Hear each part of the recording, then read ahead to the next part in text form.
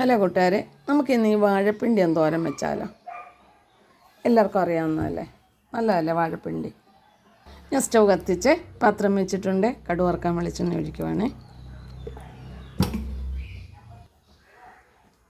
എണ്ണ ചൂടായിട്ടുണ്ട്, കടുക് ഇടുവാണ്. കടുകെല്ലാം പൊട്ടിട്ടുണ്ട്. വറ്റൽമുളക്, ലേശ വരി, നമ്മുടെ ചോറ് വെക്കുന്ന ലേശ കറിവേപ്പില.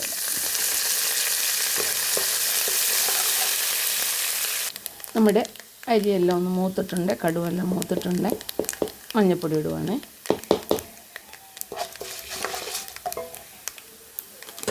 ഇതേ തേങ്ങയും വെളുത്തുള്ളി, പാണ്ടിമുളക് ഉണ്ടല്ലോ, നമ്മുടെ കടുവ വറുക്കുന്ന വറ്റൽമുളക്. ഇതിന് ഞാൻ പച്ചമുളക് ഇങ്ങനെ അരക്കത്തില്ല, ഇങ്ങനെ വറ്റൽമുളക് ചതക്കത്തുള്ളൂ.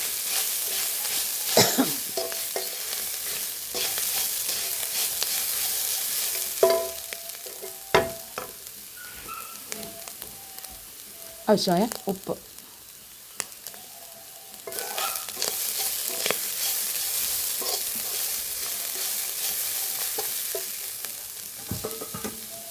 നമ്മുടെ പിണ്ടി, ഇവിടെ പിണ്ടി എന്നാണ് പറയുന്നത്, മറ്റൊരു പേരെന്തോന്ന് അറിയത്തില്ല.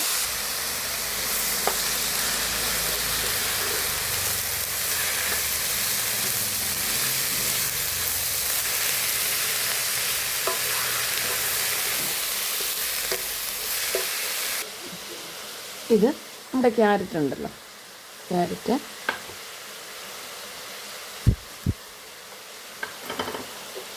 പിണ്ടി തോരന് വയറിന് നല്ല സുഖമല്ല അല്ലേ, വയറ്റിലെ കഴുക്കൊക്കെ പോന് പിണ്ടി ഉപയോഗിക്കും. ഞങ്ങളൊക്കെ ഇവിടെ പിണ്ടി കണ്ടല്ലോ. പിന്നെ വാഴയ്ക്കായോടൊന്നും നമുക്കത്ര പ്രിയമില്ലെങ്കിലും, പക്ഷേ പിണ്ടി എന്ന് പറയുന്നത് ഒത്തിരി ഗുണങ്ങളുള്ളതല്ലേ. നമുക്ക് പിണ്ടി കൊണ്ട് എന്തെല്ലാം കറികളും വെക്കാം അല്ലേ.